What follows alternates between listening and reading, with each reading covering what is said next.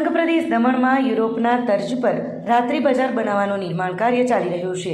નાની દમણના Dubai market 4 રસ્તાથી circuit house સુધીના રસ્તાને નાઇટ માર્કેટ માટે પસંદ કરવામાં આવ્યો હતો, જેનું કામ પણ છેલ્લા ઘણા સમયથી ચાલી રહ્યું હતું. આ વિસ્તારમાં રસ્તાની બંને બાજુએ દુકાન આવેલી હોય ત્યારે દુકાનની ઇમારતોના બાહ્ય ભાગ માટે પ્રશાસન દ્વારા યુરોપની સ્ટાઇલવાળી ડિઝાઇન અને રંગોનું કોમ્બિનેશન નક્કી કર્યું છે.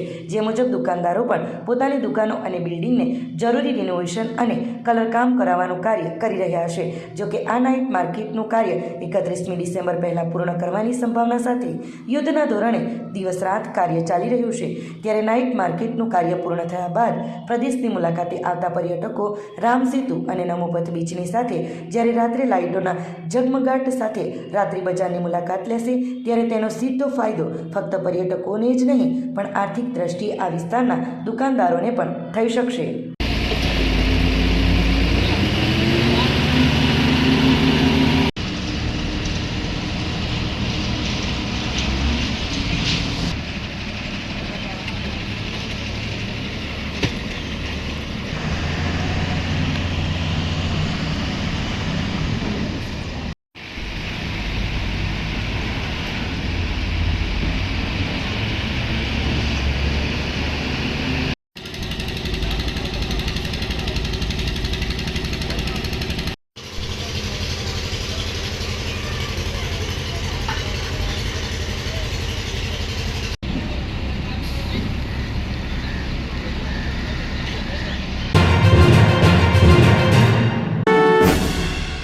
વલસાડના અબ્રામા ખાતે માતા અને 2 બાળકોએ સમોસા ખાધા બાદ ફૂડ પોઈઝનિંગ થતાં ગોળી પીતા માતાનું મોત, 2 બાળકો સારવાર હેઠળ ખસેડવામાં આવ્યા. વલસાડના અબ્રામા સાંઈલીલા મોલના પાછળ રહેતા માતાએ 2 બાળકો સાથે સમોસા ખાધા બાદ ફૂડ પોઈઝનિંગ થતાં છાતીમાં દુખાવો તથા પરિવારે ગોળી પીધા બાદ તબિયત લથડી પડતા ત્રણેયને 108 એમ્બ્યુલન્સ મારફતે વલસાડની સિવિલ હોસ્પિટલમાં સારવાર અર્થે ખસેડ્યા હતા, જ્યાં 35 વર્ષીય માતાનું સારવાર દરમિયાન મોત નીપજ્યું છે, જ્યારે 2 બાળકો સારવાર હેઠળ છે.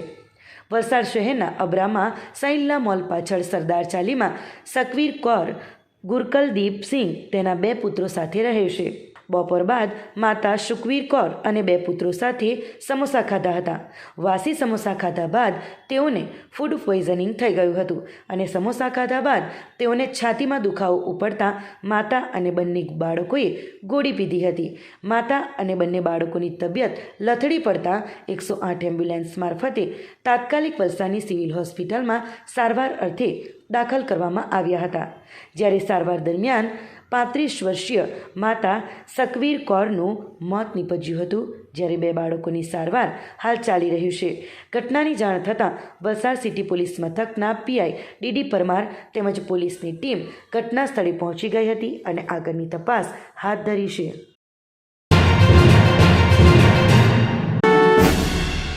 વાપીમાં કે પૂજા એન્ડ સન્સ કંપનીની બેદરકારી, જ્વલનશીલ પદાર્થ ખાલી કરતી કાર્ય પ્રક્રિયામાં કાયદાની અવગણના. વાપી જીઆઈડીસીમાં કે પૂજા એન્ડ સન્સ કંપનીની સામે મુખ્ય માર્ગ પર એક ટેન્કરમાંથી 50 જેટલા ડ્રમમાં એક પ્રકારનું પ્રવાહી ખાલી કરવામાં આવી રહ્યું હતું. ટેન્કર પર ફ્લેમેબલ લિક્વિડ લખાયેલું હોવાથી તે પ્રવાહી જ્વલનશીલ હોવાની શક્યતાઓ દેખાઈ રહ્યું છે. જ્યારે મીડિયા દ્વારા આ પ્રતિક્રિયા કેમેરામાં કેદ કરવામાં આવી રહી હતી ત્યારે ટેન્કર ખાલી કરતા કર્મચારીઓ તેમજ ચીજવસ્તુઓ એમ જ છોડી નાસી ગયા અને ટેન્કરને તત્કાળ રવાના કરી દેવાયું. આ પ્રકારની કાર્યવાહી ઘણી શંકાસ્પદ છે અને પદાર્થની પ્રકૃતિ પર ગંભીર પ્રશ્નો ઊભા કરે છે. ગરીબાઈથી ભરી આ પ્રથા નિર્માણ પ્રવૃત્તિઓ માટે હાનિકારક સાબિત થઈ શકે છે. જો પ્રવાહી ખરેખર હાનિકારક કે જોખમી હોય તો તે લોકોને અને પર્યાવરણને ગંભીર નુકસાન પહોંચાડવાની શક્યતા છે. આ મુદ્દે જીપીસીબી દ્વારા તાત્કાલિક તપાસ કરવામાં આવે તેવી લોકોમાં માંગ ઉઠી છે. જો તપાસ થશે તો જ સત્ય બહાર આવશે કે આ જ્વલનશીલ પ્રવાહી શું હતું અને તેની વહીવટી પ્રક્રિયા કાયદેસર હતી કે નહીં. જ્યારે કંપનીના સંજય નામના માલિક સાથે ફોન પર વાત કરવાનો પ્રયાસ કરાયો ત્યારે તેમણે આ મામલે કોઈપણ પ્રકારની ટિપ્પણી કરવાનું ટાળી દીધું. મહત્વનું છે કે આવા પ્રશ્નો પર ધ્યાન ન અપાય તો તે પર્યાવરણ અને લોકો માટે લાંબા ગાળે હાનિકારક બની શકે છે. જીપીસીબી અને અન્ય સંબંધિત તંત્રોએ આ મામલે ગંભીરતાથી પગલાં લેવાની જરૂર છે. આ કેસ એક ઉદાહરણ છે કે કેવી રીતે ઉદ્યોગોમાં કાયદાઓની અવગણના થતી હોય છે અને એ કેવી રીતે સત્તાધિકારીઓ અને સ્થાનિક વસ્તી માટે ચિંતાનો વિષય બની શકે છે. વલસાડના રાખોડિયા તળાવ પાસે એક ઘરમાં શોર્ટ સર્કિટના કારણે આગ લાગતા ભારે દોડધામ મચી.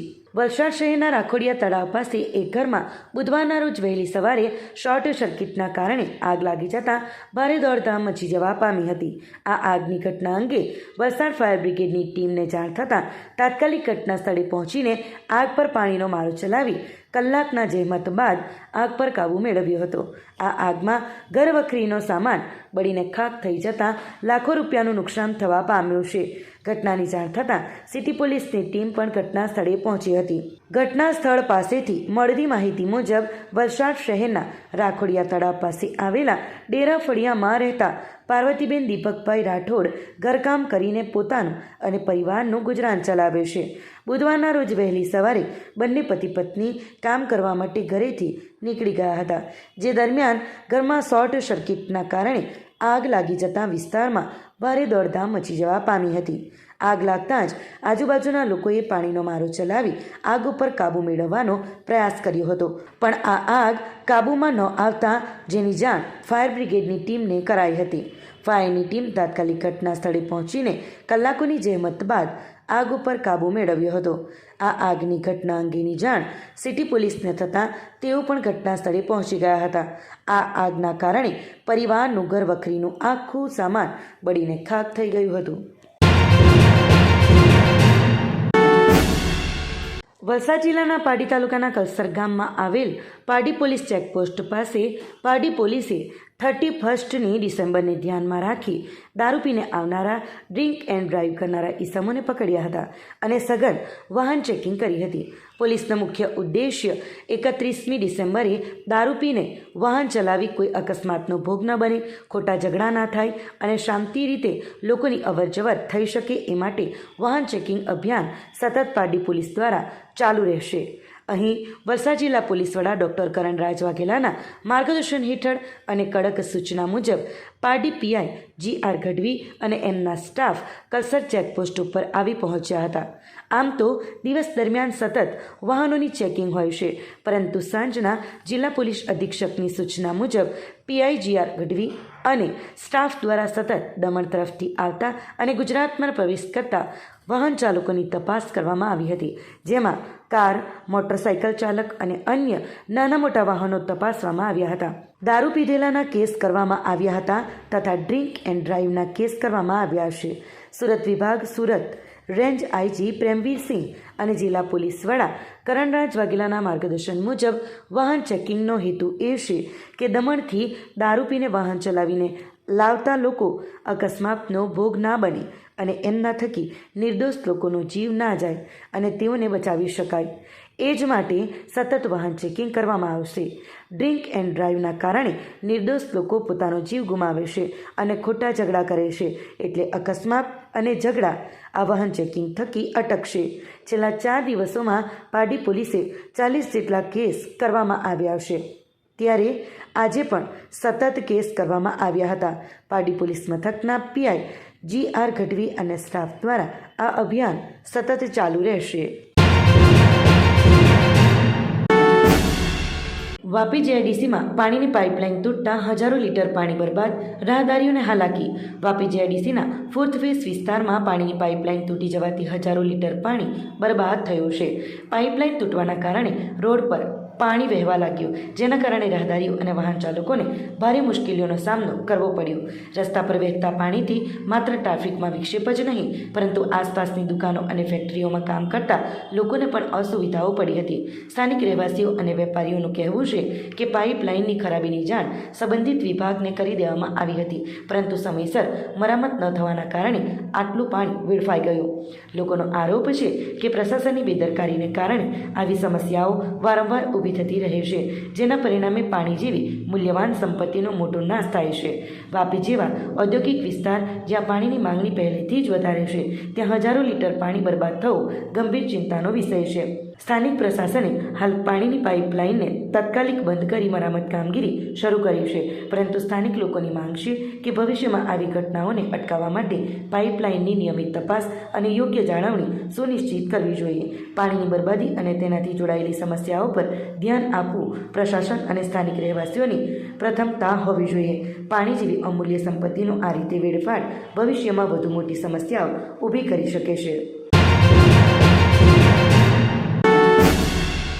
મોટી દમણના પટલારા સહિતના ગામો માટે શ્રદ્ધાનું કેન્દ્ર ગણાતા ભીખીમાતા મંદિર અને હરિહરેશ્વર મહાદેવ મંદિરનો આજે 8મો પાટોત્સવ ભારે ધૂમધામપૂર્વક ઉજવવામાં આવ્યો હતો.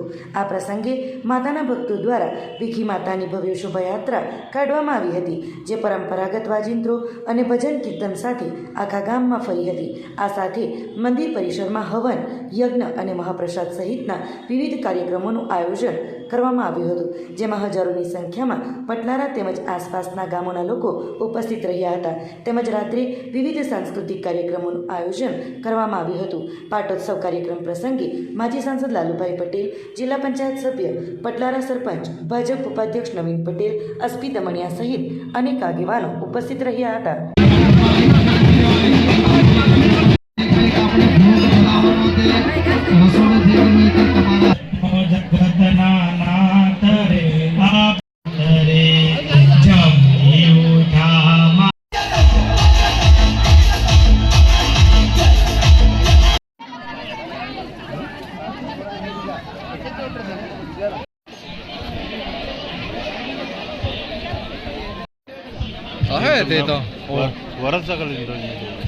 નગરપાલિકા પ્રમુખ આપણી વચ્ચે ઉપસ્થિત છે.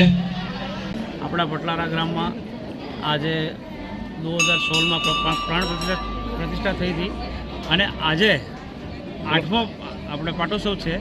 એને નિમિત્તે આ બધા ભેગા થયા ને આજે બહુ મોટો યજ્ઞ થઈ રહ્યો અને સવારમાં શોભાયાત્રા થઈ, પાછી 12 વાગે આવી અને બધા મહાપ્રસાદનો લાભ લઈ જાય ને આ બહુ પવિત્ર ધામ છે. એક પટલારામાં ભીખી માતા જે છે બહુ સાક્ષાત છે અને આ બધા અહીંયા દમણ ક્ષેત્રના વાપી ગુજરાતના બધા ક્ષેત્રના માણસ અહીંયા આવીને મન્નત માંગે અને મન્નત પૂરી થાય, કેમ કે હું અહીંયા 8 વર્ષથી લગભગ અહીંયા જ છું. ગુજરાત ખાતે તાજેતરમાં IBSA દ્વારા 23મી બ્લાઇન્ડ નેશનલ એથ્લેટિક્સ ચેમ્પિયનશિપનું આયોજન કરવામાં આવ્યું હતું, જેમાં સમગ્ર ભારત દેશમાંથી 18 રાજ્યોના 200 જેટલા અંતરમતવીરોએ ભાગ લીધો હતો. જેમાં 100 મીટર દોડ, 200 મીટર દોડ, 400 મીટર દોડ, 5000 મીટર દોડ, રિલે દોડ, ગોળાફેંક, ચક્રફેંક, ભાલાફેંક, લાંબી કૂદ વગેરે સ્પર્ધાઓનું આયોજન કરવામાં આવ્યું હતું. જેમાં સંઘ પ્રદેશ દાદરા અને નગર હવેલી અને દમણ દીવના દિવ્યાંગ સંસ્થાના 2 રમતવીરો તથા મેનેજર અને કોચ નેહાબેન ચૌહાણે ભાગ લીધો હતો. બ્લાઇન્ડ નેશનલ ચેમ્પિયનશિપના ઉદ્ઘાટન પ્રસંગમાં વિપુલ પટેલ, ચેરમેન, અમૂલ ડેરીએ હાજરી આપી બાળકોને પ્રોત્સાહન પૂરું પાડ્યું હતું અને ચેમ્પિયનશિપને ખુલ્લી જાહેર કરવામાં આવી હતી. દિવ્યાંગ સંસ્થાના નિખિલ માલી કેટેગરી T12 100 મીટર દોડ, 200 મીટર દોડ અને ગોળાફેંક તથા આશિષ ડેરૈયા કેટેગરી T11 100 મીટર દોડ, ગોળાફેંક અને ભાલાફેંક જેવી રમતોમાં ભાગ લીધો હતો તથા બંને બાળકોએ ક્વાર્ટર ફાઇનલ અને સેમીફાઇનલમાં વિજેતા થઈ અને ફાઇનલમાં શ્રેષ્ઠ પ્રદર્શન કરી 4થો ક્રમાંક મેળવ્યો હતો. સંઘ પ્રદેશ દાદરા નગર હવેલી તથા દમણ અને દીવના આ બાળકોએ પ્રથમવાર ભાગ લીધો, જે ગૌરવની બાબત છે. ઇન્ડિયન બ્લાઇન્ડ સ્પોર્ટ્સ એસોસિએશનના સેક્રેટરી ડેવિડ સાહિબ તથા ઇન્ડિયન બ્લાઇન્ડ પેરા જુડો એસોસિએશનના સેક્રેટરી મુનાવર અંસાર સાહેબે દિવ્યાંગ બાળકોનું પ્રદર્શન બદલ ભાવિ માટે શુભેચ્છાઓ પાઠવી હતી. રાજેશભાઈ માલી દ્વારા બંને દિવ્યાંગ બાળકો તથા કોચ નેહાબેન ચૌહાણનું વાપી રેલવે સ્ટેશન પર સ્વાગત કરી સન્માન કરવામાં આવ્યું હતું. સેલવાસ કેન્દ્ર શાળા ખાતે મા બેટી મેળાનું સફળ આયોજન. સેલવાસ કેન્દ્ર શાળામાં સમગ્ર શિક્ષા અભિયાન અંતર્ગત મા બેટી મેળાનું આયોજન કરવામાં આવ્યું, જે કિશોરાવસ્થાના મહત્વપૂર્ણ વિષય પર કેન્દ્રિત હતું. આ કાર્યક્રમમાં શાળાની વિદ્યાર્થીનીઓ અને તેમની માતાઓએ મોટી સંખ્યામાં ઉપસ્થિત રહી ભાગ લીધો હતો. કાર્યક્રમના મુખ્ય ઉદ્દેશ્ય કિશોરાવસ્થાના શારીરિક, માનસિક અને સામાજિક પરિવર્તનો અંગે જાગૃતિ લાવવા સાથે આ ફેરફારોને સમજવા અને તેનો યોગ્ય રીતે સામનો કરવા માટે આત્મવિશ્વાસ ઊભો કરવાનો હતો. ખાસ મંજૂર થયેલા આ કાર્યક્રમમાં કિશોરાવસ્થાના વિકાસ અને સમસ્યાઓ અંગે માર્ગદર્શન આપવામાં આવ્યું હતું. આ પ્રસંગે પીએસઆઈ છાયા ટંડેલ મુખ્ય અતિથિ તરીકે ઉપસ્થિત રહ્યા હતા અને તેમણે વિદ્યાર્થીઓ તેમજ માતાઓને આ વિષય પર પ્રેરણાદાયક માર્ગદર્શન આપ્યું હતું. કાર્યક્રમની સફળતા માટે શાળાના સંચાલકો, શિક્ષકો અને વિદ્યાર્થીઓએ જોરશોરથી યોગદાન આપ્યું હતું, જે માટે તેઓને પણ ખૂબ બિરદાવવામાં આવ્યા હતા. આ પ્રકારના કાર્યક્રમો શિક્ષણ ક્ષેત્રે નવી દિશા અપાવવાનો પ્રયાસ છે, જે બાળકીઓ અને માતાઓ વચ્ચે સમજણ શક્તિ અને જાગૃતિની થીમ પર રહ્યો હતો.